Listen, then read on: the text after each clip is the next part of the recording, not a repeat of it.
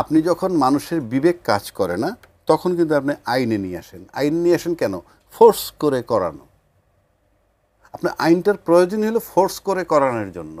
নাহলে যদি আপনি ফোর্স করে না, সবাই যদি বিবেকবোধ থাকতো, চিন্তায় সৎ হইতো, চেতনায় সৎ হইতো, ব্যক্তি হিসেবে ট্রান্সপারেন্ট হইতো, তাহলে তো আপনার এত আইন লাগে না। কারণ আপনি যিনি করাপশন করেন, যিনি অন্যায় করেন না, তিনি কিন্তু জানেন যে কাউকে বিনা বিচারে হত্যা করা যায় না, কিংবা অন্যের হক নষ্ট করা যায় না, মিথ্যা বলা ঠিক নয়, মার্ডার করলে মৃত্যুদণ্ড, সব কিন্তু জানে। তারপরেও কেন করে? এই তারপরে কেন করে আসছে? একটা শ্রেণী পার পেয়ে যায়, আর একটা শ্রেণী ভুক্তভোগী হয়। যারা পার পেয়ে যায় তারা ব্যাংক লুট করে, দুর্নীতি করে, এবং সেই ব্যাংক লুটের টাকা রাজনীতিবিদদের পকেটে যায়, তাদের টাকায় প্রাডো জিপ কিনে ঘোরে। আপনি এগুলা কন্ট্রোল করতে পারবেন না। এখন আজকে যে বিষয়টা আমরা আসছি, সেখানে আপনার শিরোনাম করছেন ভোটের রাজনীতি বনাম সমাজের মন। আপনি একটা জিনিস লক্ষ্য করে দেখেন তো, গত 12 বৎসর আমরা দেখছি, বিগত সরকারের সময় 12 বৎসর কিন্তু বিএনপির মতো এত একটা বড় দল যে নির্মম আচরণ তাদের সাথে করছে, তারা কিন্তু মাঠে নামতে পারেনি।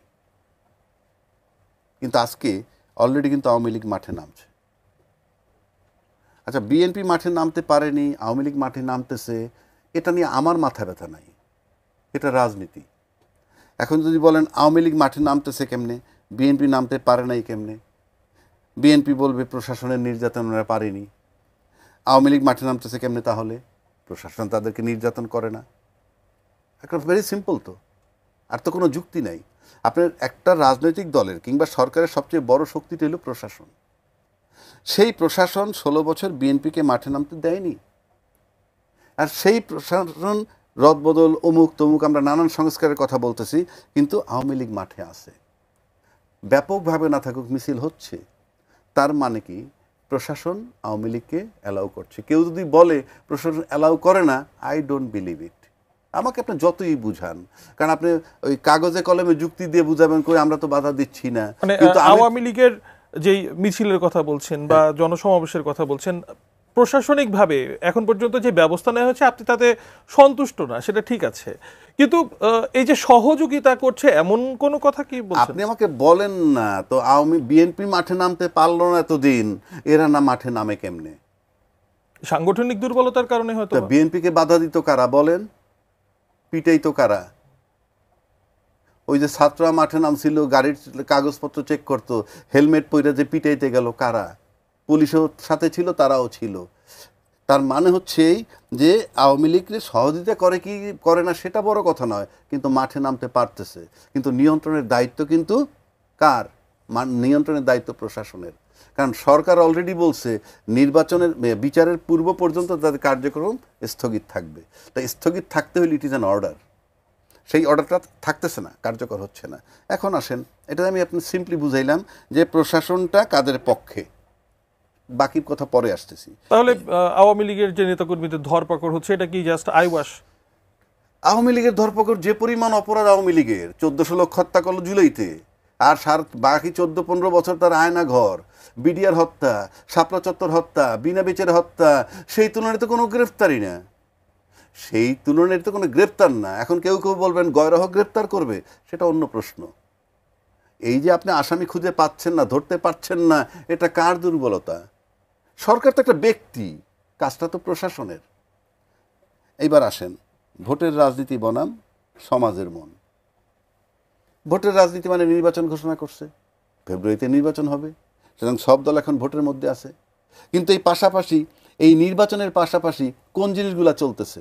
নির্বাচনের পাশাপাশি চলতেছে পিআর সিস্টেমের দাবি, নির্বাচনের পাশাপাশি চলতেছে জাতীয় পার্টির 14 দল নিষিদ্ধকরণ, নির্বাচনের পাশাপাশি চলতেছে আপনি কি বলে আপনার এই যে জুলাই সনদ বাস্তবায়ন, লেভেল প্লেয়িং ফিল্ড, এই সবগুলো কিন্তু চলমান।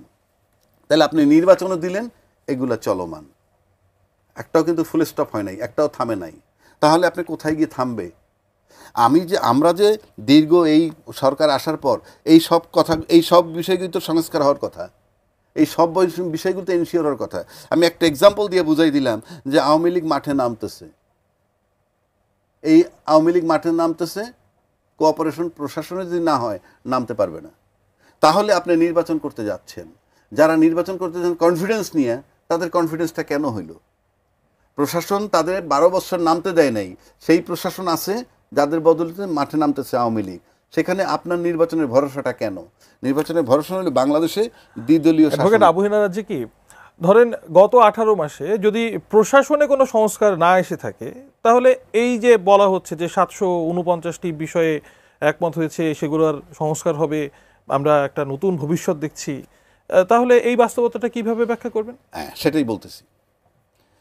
এক নম্বর, আপনি যেটা বললেন সংস্কার, আমার ব্যক্তিগত ওপিনিয়ন যদি আপনি নেন, তাহলে আমরা 5ই আগস্ট যেখানে ছিলাম ঠিক সেখানে বসে আছি। জাস্ট 5ই আগস্ট যাওয়ার পর যেখানে বসেছিলাম সেইখানে বসে আছি। কেন? কোনো সংস্কার হয় নাই। সংস্কারের প্রস্তাব দিছে, আর যে কতগুলো আইটেম বললেন যে এতগুলোর সাথে একমত হয়েছে, এই এতগুলো একমত হওয়ার কোনো অর্থ নাই তো। এতগুলো একমত হইলে আপনার এইগুলো তো রয়েই গেল। আপনার level playing field issue, PR পদ্ধতির ইস্যু, জাতীয় পার্টি নিশ্চিতকরণ ইস্যু, আগে সংস্কার বিচার তারপরে নির্বাচন সেই ইস্যু, সাপ্লাই মনোগ্রাম না পাইলে পরে নির্বাচন করতে দিব না, এই ইস্যুগুলো আছে না? তার মানে কি? তার মানে তো ইলেকশন প্রধান খুব স্থির মানে স্মুথলি যাচ্ছেন তা কিন্তু নয়। এবং আপনি দেখেন যে তোড়জোড় আপনার আমার দেখার কথা নির্বাচন নিয়ে, আপনি সত্যি করে বলেন তো আদৌ কি তা দেখছেন? দেখছেন না। কেন? ওই যে বললাম 5ই আগস্ট যেখানে আমরা ছিলাম ঠিক সেই জায়গাটাই আছি। আর যেগুলোর সাথে একমত হইতে কইছেন তার সাথে কিন্তু এইগুলা নাই। তাহলে কি 5 আগস্টের আগে যে ধরনের নির্বাচন আজকে দেখেছি, নির্বাচনের সেম জিনিস হবে? আমি আপনাকে বলে দিচ্ছি, যেটা বলতেছিলাম দ্বিদলীয় শাসন ছিল আগে, আওয়ামী লীগ বনাম বিএনপি। ঠিক এই মুহূর্তে মাঠে কিন্তু শুধুই বিএনপি। আমি ভোটের রাজনীতির কথা বলছি। সেই ভোটের রাজনীতিতে মাঠে বিএনপি ছাড়া কেউ নেই। তাহলে আলটিমেটলি কি হবে? একদলীয় শাসন হয়ে যাবে। এখন পিআর পদ্ধতি কথা বলছে, তার আগে আপনি আরেকটা জায়গায় আসেন। এই যে সংস্কার কমিশন এবং ঐক্যমত্য কমিশনের সাথে গিয়ে যারা বসতেছে, যে কয়জন লোক বসে, তারা কতজন লোক রিপ্রেজেন্ট করে? আপনি কিন্তু বলছেন ভোটের রাজনীতি বনাম সমাজের মন। সমাজের মন বলতে আমি এখানে ভোটারের মন ধরে নিলাম। সমাজের মন বলতে ভোটারের মন, কারণ নির্বাচনের সাথে ভোটার একটা ফ্যাক্টর। তাহলে আপনি যে সংস্কারের যে বৈঠকগুলো হচ্ছে, ঐক্যমত্যের যে বৈঠকগুলো হচ্ছে, তাতে যে লোকগুলো ওখানে গিয়ে রিপ্রেজেন্ট করতেছে, সেই লোকগুলা কতজন জনগণকে রিপ্রেজেন্ট করে? তারা তো 18 কোটি লোক, 100 ভাগ জনগণের সমর্থন মানে রিপ্রেজেন্ট করে না। প্রত্যেকটা লোক যারা দলের, কেউ সব প্রত্যেকটা দলের বাইরে তার কোনো রিপ্রেজেন্টেশন নাই। যেই দলের সাথে যে পরিমাণ জনগণ সম্পৃক্ত, তারা ঠিক সেই পরিমাণ রিপ্রেজেন্ট করে। সেই হিসাবে আওয়ামী লীগ এখন মাঠে নাই। আওয়ামী লীগের যদি আমি গরিবানা মতে 20% ভোটও ধরি, সেই 20% রিপ্রেজেন্ট ওখানে নাই। আমি বলছি না তার রিপ্রেজেন্ট রাখা উচিত কি উচিত না, আমি জনগণরে বলছি। আর অন্য যে দলগুলো আছে তার ভিতরে দুইটা বড় দলের কেউ হয়তো 30% আছে, আর একজনের 10% আছে, তাহলে 40। এই 40 আর সবার মিলে 45 আপনি রিপ্রেজেন্ট করতেছেন। বাকি 55 যে জনগণের যে অংশ, তাদের প্রতিনিধিটা কোথায়? তারা তো একটা ফ্যাক্টর। আপনি ভোটে জিততে হইলে ওই ভোটগুলোর থেকেই ভোট লাগবে। দলীয় ভোটে কেউ জিতবে না। যার যার নিজ নিজ দলীয় ভোটে বাংলাদেশের ইতিহাসে কেউ ক্ষমতায় যায়নি। ওই সুইং ভোট যেটা, তারা তো এখন আজকে 55 থেকে 60% হয়ে গেছে আওয়ামী লীগ সহ। তাহলে আপনি সেই ভোটগুলা যে যাবে, কোথায় যাবে? দুইটা দল তাদের কাছে পরীক্ষিত,